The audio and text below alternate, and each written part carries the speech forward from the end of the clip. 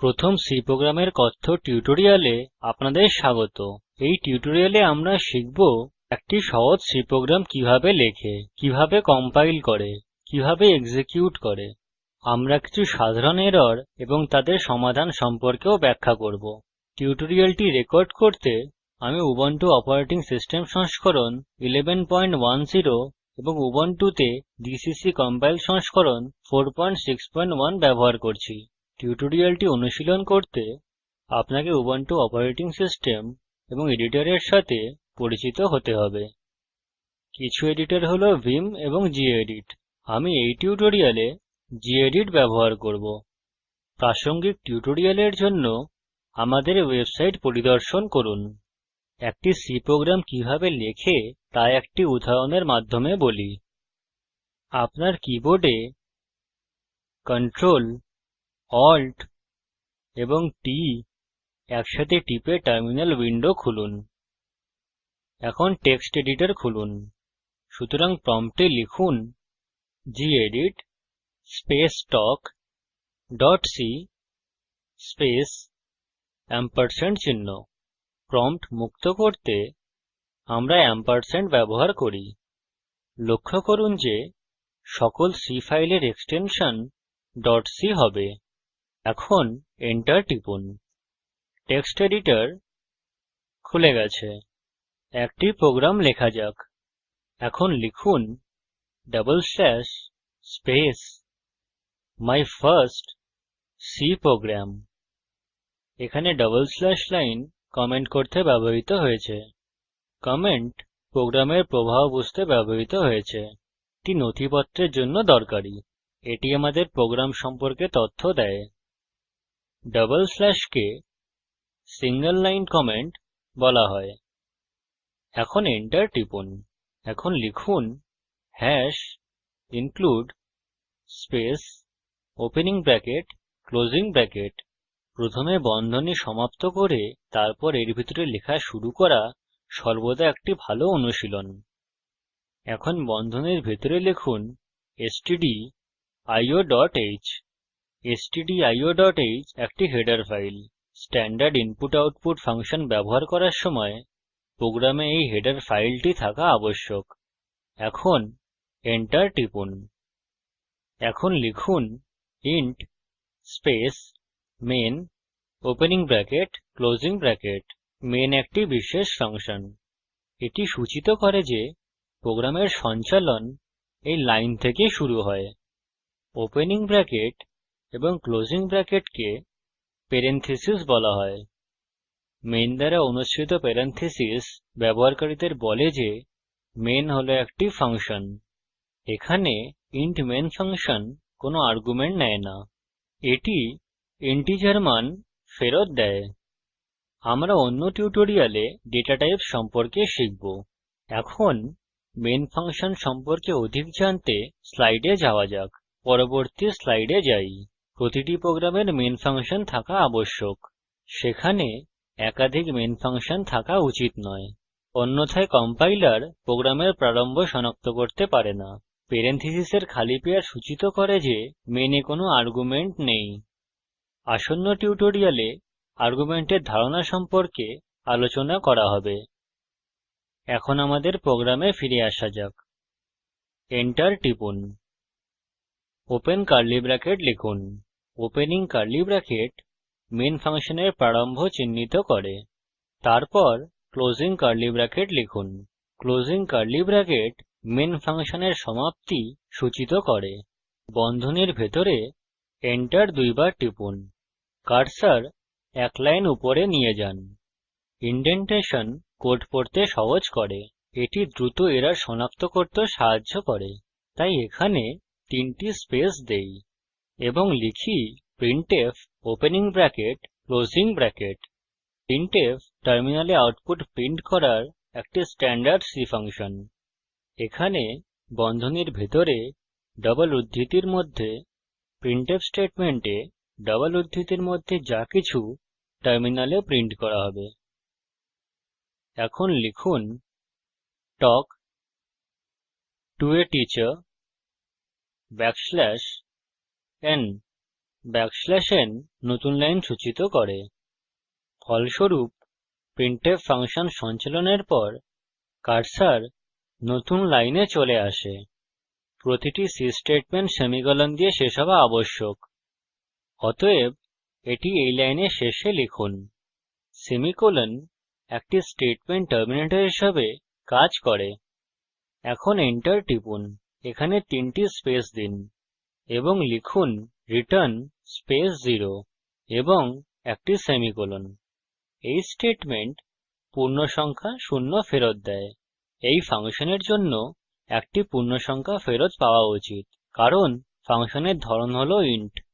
Return statement executable স্টেটমেন্টের সমাপ্তি চিহ্নিত করে। আমরা অন্য টিউটোরিয়ালে রিটার্ন ভ্যালু সম্পর্কে আরও শিখব। এখন ফাইলটি সংরক্ষণ করতে সেভ বোতামে টিপুন। প্রায়ই ফাইল সংরক্ষণ করা একটি ভালো অভ্যাস। এটি আকস্মিক পাওয়ার কমতি থেকে রক্ষা করবে।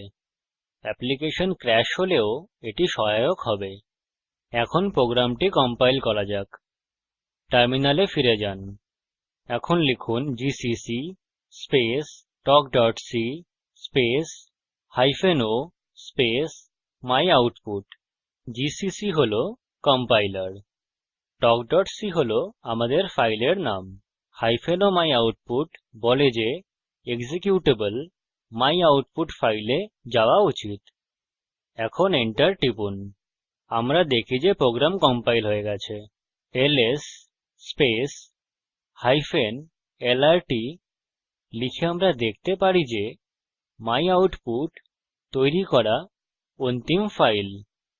প্রোগ্রাম এক্সিকিউট করতে লিখুন /myoutput। Enter টিপুন। এখানে output talk to a teacher হিসাবে প্রদর্শিত হয়েছে। যেমনকি আমি আগে বলেছি, রিটার্ন এক্সিকিউট করা অন্তিম ফাইল। সুতরাং রিটার্ন স্টেটমেন্টের পর আর কিছু এক্সিকিউট করা হবে না। চলুন এটি চেষ্টা করি। প্রোগ্রামে ফিরে আসি।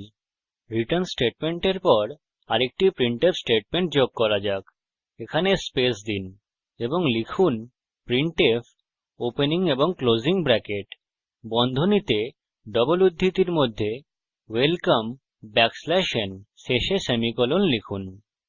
এখন সেভ এ টিপুন। কম্পাইল এবং এক্সিকিউট করি। টার্মিনালে ফিরে আসি। আপনি আপ অ্যারো কী ব্যবহার করে পূর্বে উল্লিখিত কমান্ড অনুসরণ করতে পারেন, যা আমি এখন করেছি। আমরা দেখতে পারি যে দ্বিতীয় স্টেটমেন্ট ওয়েলকাম এক্সিকিউট করা হয়নি। প্রোগ্রামে ফিরে আসি। রিটার্ন স্টেটমেন্টের উপর ওয়েলকাম স্টেটমেন্ট লেখা যাক। সেভ এ টিপুন। কম্পাইল এবং এক্সিকিউট করি। আমরা দেখতে পারি যে দ্বিতীয় প্রিন্টফ স্টেটমেন্ট ওয়েলকাম ও এক্সিকিউট করা হয়েছে। এখন সাধারণ এররগুলি দেখি যা আমরা পেতে পারি। আমাদের প্রোগ্রামে ফিরে যাই। ধরুন আমি এখানে stdioহ এ ডট লিখতে ভুলে গেছি। সেভ এ টিপুন। কম্পাইল এবং এক্সিকিউট করি। আমরা দেখি যে আমাদের talkসি ফাইলে দ্বিতীয় লাইনে একটি ফেটাল এরর আছে। কম্পাইলার stdioহ নামের সাথে হেডার ফাইল খুঁজতে পারে না। সুতরাং এটি এরর দেয় no such file or directory এবং কম্পাইলেশন টার্মিনেটেড। এখন এরর স্থির করি। প্রোগ্রামে ফিরে আসি। আবার ডট লিখি। সেভ এ টিপি। কম্পাইল এবং এক্সিকিউট করি। হ্যাঁ, এটি কাজ করছে। আমি আপনাকে আরেকটি সাধারণ এরর দেখাবো। এখন প্রোগ্রামে ফিরে যাই। এখন ধরুন আমি লাইনের শেষে সেমিকোলন লিখতে ভুলে গেছি। সেভ এ টিপুন। কম্পাইল এবং এক্সিকিউট করুন। আমরা দেখি যে talkসি ফাইলে ষষ্ঠ লাইনে একটি এরর আছে, যা হল এক্সপেক্টেড সেমিকোলন বেফোর প্রিন্টফ। আমাদের প্রোগ্রামে ফিরে আসি। যেমনকি আমি আগে বলেছি, সেমিকোলন স্টেটমেন্ট টার্মিনেটর হিসাবে কাজ করে। সুতরাং এটি পঞ্চম লাইনের শেষে এবং ষষ্ঠ লাইনের শুরুতে এটি খুঁজবে। এটি হলো ষষ্ঠ লাইন। এটি শেষ স্থান যেখানে সেমিকোলন লাগাতে পারেন। কম্পাইলার ষষ্ঠ লাইনেও এরর বার্তা দিচ্ছে তা অনুসরণ করে। এখন চেষ্টা করি কি হয় যদি আমরা এখানে সেমিকোলন রাখি। সেভ এ টিপুন, কম্পাইল এবং এক্সিকিউট করি। হ্যাঁ, এটি কাজ করছে। এখন আমাদের প্রোগ্রামে ফিরে আসি। এখানে এই লাইনের শেষে সেমিকোলন লিখি। লাইনের শেষে সেমিকোলন লেখা একটি প্রচলিত অভ্যাস। এখন সেভ এ টিপুন, কম্পাইল এবং এক্সিকিউট করি। হ্যাঁ, এটি কাজ করছে। এখন আমাদের স্লাইডে ফিরে যাই। নির্দেশিত কাজ হিসাবে welcome to the world of C print করতে একটি প্রোগ্রাম লিখুন। n প্রিন্টফ স্টেটমেন্টে অন্তর্ভুক্ত না হলে কি হয় তা দেখুন। আমরা এই টিউটোরিয়ালের শেষে চলে এসেছি। এই লিঙ্কে উপলব্ধ ভিডিওটি দেখুন। এটি প্রকল্পকে সারসংক্ষেপে বোঝায়। ভালো ব্যান্ডউইডথ না থাকলে আপনি ভিডিওটি ডাউনলোড করেও দেখতে পারেন। কথ্য টিউটোরিয়াল প্রকল্প দল কথ্য টিউটোরিয়াল ব্যবহার করে কর্মশালার আয়োজন করে। অনলাইন পরীক্ষা পাস করলে প্রশংসাপত্র দেওয়া হয়।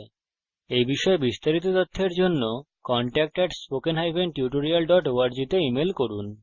Spoken tutorial talk to a teacher প্রকল্পের অংশবিশেষ। এটি ভারত সরকারের আইসিটি মাহর্দ এর ন্যাশনাল মিশন অন এডুকেশন দ্বারা সমর্থিত। এই বিষয়ে বিস্তারিত তথ্য এই লিঙ্কে প্রাপ্তিসাধ্য। আমি কৌশিক দত্ত টিউটোরিয়ালটি অনুবাদ করেছি।